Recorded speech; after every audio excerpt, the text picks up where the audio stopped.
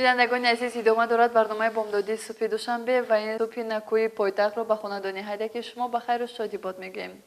چون امروز چهارشنبه است، مهمانی هر وقته ما هستند دکتر روانشناس محمود کبیری. خوش آمدید به برنامه بامدادی صبح دوشنبه. امروز میخواستیم به بیننده اوید موضوع احساسات قهر و غضب کمی روشنایی اندازید. خوب چون که میدونیم قهر و غضب در هر یک خانواده و یا در هر یک کارگاه در مناسبت ها البته که دیده می شود. در عموم مفهوم قهر و غضب چیست؟ البته ما میدونیم که غضب اگریسیا این هجوم کردن است و این هجومی احساسی است. برای همین غضب از عالم احساس هست که نیروی ویران کننده دارد و بعضا برای ساختن چیز دیگری ویران میکند تا اینکه چیز دیگری بسازد. بعضا عموما ویران میکند که اما آن چیزهایی به دست آورده از بین میروند. عموما یک احساساتی هست که در مناسبت هر روزه چه آدمان چه حیوانات این دیده میشد و ما بیشتر احساسی غضب را در عالم حیوانات میبینیم، علل خصوص در درندگان. و این در عالم درندگان یک اینستینکتی هست که برای زنده ماندنشون، یک غریزه است برای زنده ماندن آنها. ولی چون انسان انکشاف یافت و در زینه‌های اِوولوشنی بالا رفت، ولی هنوز در جامعه انسانی ما اگریسیا یعنی غضب رو میبینیم. ما غضب رو نه تنها بین دو نفر میبینیم، ما غضب رو حتی در بین دولت‌های ابرقدرت هم می‌بینیم. جنگ‌های جهانی که سر می‌زنند در داخل آنها یک غضب، یک اگریسیون هست که سبب نیست شدن میلیون‌ها آدم میشود، سبب از بین رفتن دولت‌ها میشود. و انسان همچون آن ظهورات عالی که در مقام عالی قرار دارد باید مناسبت خود را امروز به غضب دیگر کند، چون که بعد احساسات این اینتلکت است، این عقل است، این خرد است و برای همین احساسات غضب باید در زیر نظارت عقل باشد. خب سبب های پیدایش این احساسات در چیست؟ ما میدونیم که خود انسان در ضمیر خود احساسات دارد و احساسات میدونیم که منفی و مثبت است و یکی از همون احساسات های منفی این غضب هست. چون که برای زنده ماندن، برای حیات خود را نگاه داشتن در عالمی تا دوره هایی گویم که تمدن حاضره مردم مجبور بودند که احساسات غضب رو استفاده برند یا که راه‌های از آن محافظت رو کارکرد کنند. غضب وقتی پیدا می شود که به عدالت‌های اجتماعی سر زنند. وقتی که در کارخانه یا که در بعضی جاها رعایت بعضی قانون و قاعده ها رو که نمی کنند، می تواند که در آدمان این احساسات غضب رخ زند. در حال امروز همین مسئله می تواند باعث همین قهر و غضب بیشتر شود.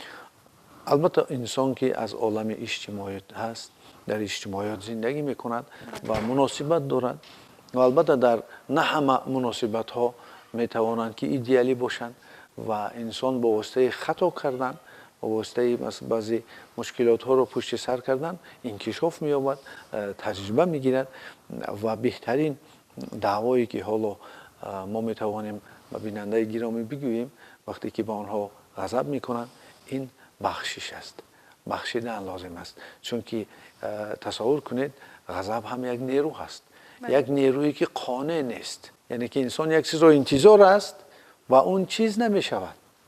وقتی که اون عملی که نشد، انا همان آرزو، همان نقشه ها، همان چیزی که در باطن انسان هستند در معنی سر او نقشه زده شدن، آنها طلبی ماتریالیزاسیا ماده شدن میخواهند و برای همین انا همان قوای ویران رو در کی میپرتاید آن آدم؟ بیشتر با اون کسی که او رو در نشدن انا همین مقصد خود گناهکار میحسابند. خب در مرحله اول قهر می ایستد و یا غضب از نگاه شما همچنان باشید؟ برای اینکه ما این چیز درست بفهمونیم، ببینید آدم دوره کودکی، جوانی، بزرگسالی و پیری دارد. غضب هم انکشاف می‌یابد و اولین چیزی که حالتی که انسان غضب یعنی که سرشوی که زینه‌های غضب هست، این اول ناراحت شدن آدم، نارضا بودن. ثانی‌تر بعد این رنجش میگیرد، بعد این ظهورات نارضایتی خود را میکند.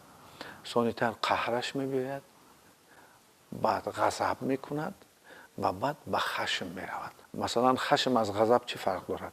غضب انسان غضب میکند، داد میزند، ولی حالت را اداره کرده میتواند. حالت جنجال را اداره کرده، از مثلا از معیارهای قانونی که بشر قبول کرده است یا جامعه قبول کرده است یا که دولت قبول کرده است، از آن بیرون نمیرود.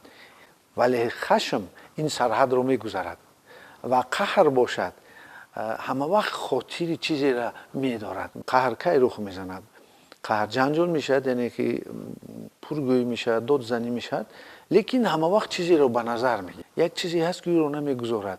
مثلا این پدر و مادرند، این شاید قانون دولت باشد، این شاید احترام همسایه ها باشد تا که نفهمند، ولی غضب این چیزها رو نگاه نمی کند، ولی با سرحدی قانون شکنی رو نمیگذارد. ظهورات یعنی همین اگریسیا. ولی خشم نمیداند چیکار کرده ایستاده است.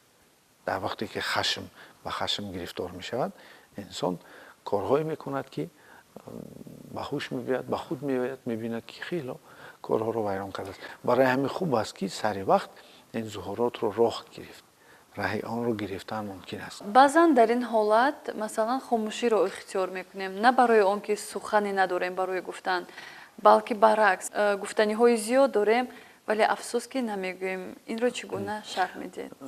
شما سوالی دادید که مجبوریم سیر غضب را کشاییم.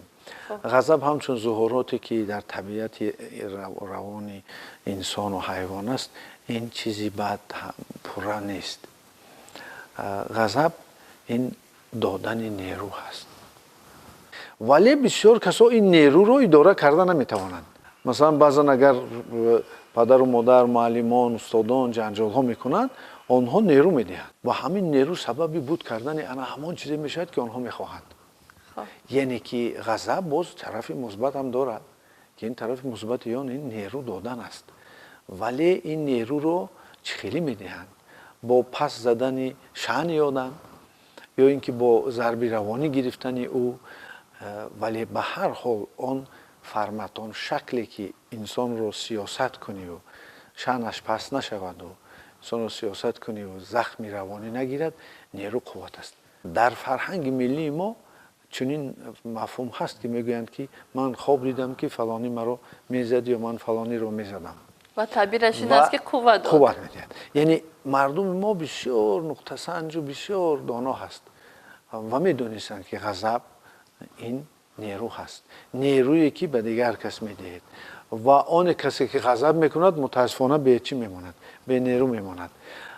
خیلی چنین بوده است طبیعت، زندگی چنین بوده است. اویدی موضوعی همین روزه، یعنی احساسات قهر و غضب، چی توصیه داده میتوانید؟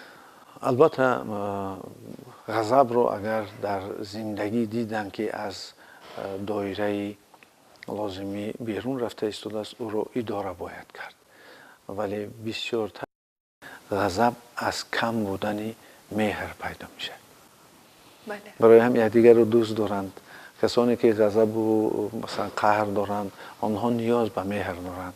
آنها رو بیشتر مهر دادن در کار و مهر گوناگون است. مهری برادری است، مهری خواهری است، مهری دوستی هست، مهری وطن است، مهری که زن و شوهر است، مهری پدر و مادر است، عشق خداوند است و این رو ما تمنا میکنیم به مردم عزیز و نهایت شریف تاجیکستان. تشکر زیاد بار دیگر برای صحبت صمیمی و گفتن. ممکن است که امروز توانستیم به عمق بیننده برسانیم که دوستدار همدیگر باشد و ما نیز اهل ایجاد برنامه صبح دوشنبه در برابر نزدیکان دل با شما میپیوندیم و بار دیگر تمنای آن را داریم که صبح شما با برار باشد. بار دیگر خاطررسان میکنیم که مهمان امروزه برنامه بامدادی صبح دوشنبه بودند دکتر روانشناس محمود کبیری. خوش آمدید بار دیگر. برکت.